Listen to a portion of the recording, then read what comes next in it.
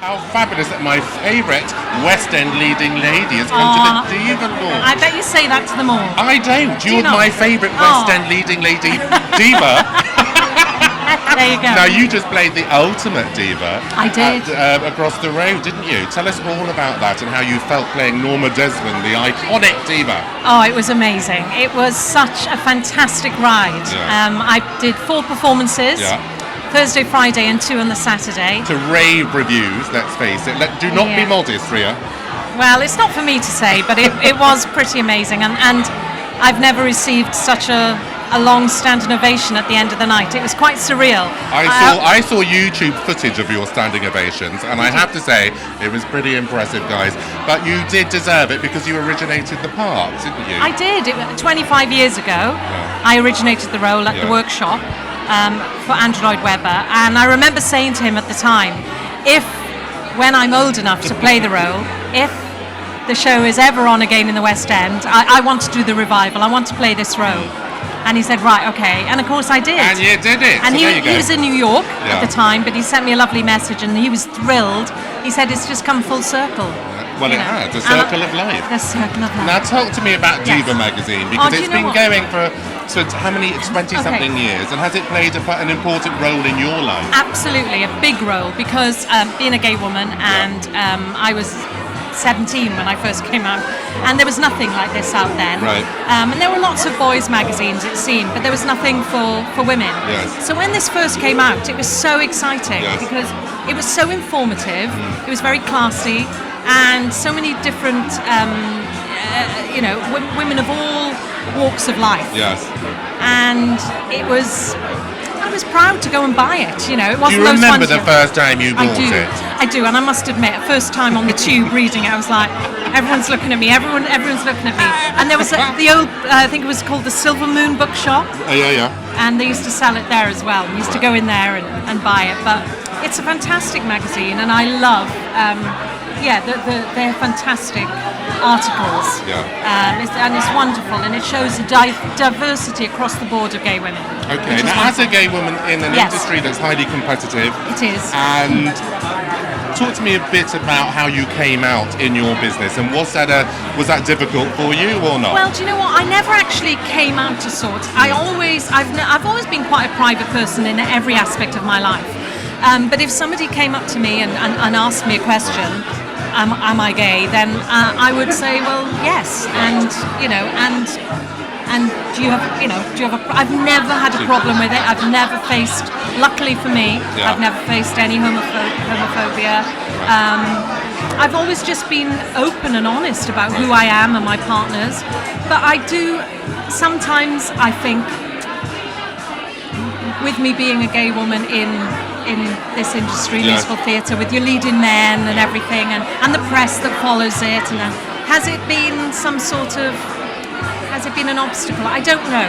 You can't answer that question. I can't answer that question. Now it's much easier.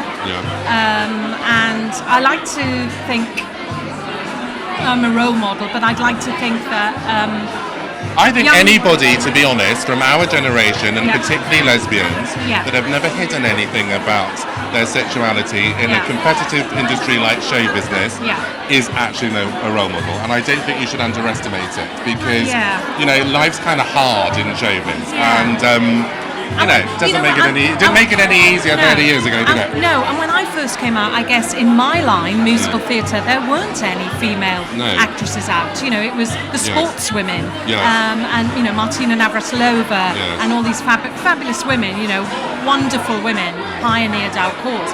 But there weren't any musical theatre actresses that I knew of. I think we all maybe but now there are many. I know many. Hurrah! Hurrah! We were there all along. Now, what role do you think Diva magazine will play in lesbian society moving forward, now that life has moved on and we've got all of these exciting new columnists at Diva magazine? How would you like to see the magazine evolve? Oh, that's a good question. Do you think the role that it's playing will be different to in your day? Possibly, because life has changed. Although has it? Because I think we mustn't rest on our laurels. So a lot of young men and women, young gay men and women, I think really need to know the importance of the struggle that and be people before us be reminded that it's not all about just waving the rainbow flag and what the rainbow flag is actually what we celebrate. It's not just pretty colours, it's a lot more behind it, and I think it's important if the magazine stresses that still, that we can't rest on our laurels. No, to remember those that have paved the way.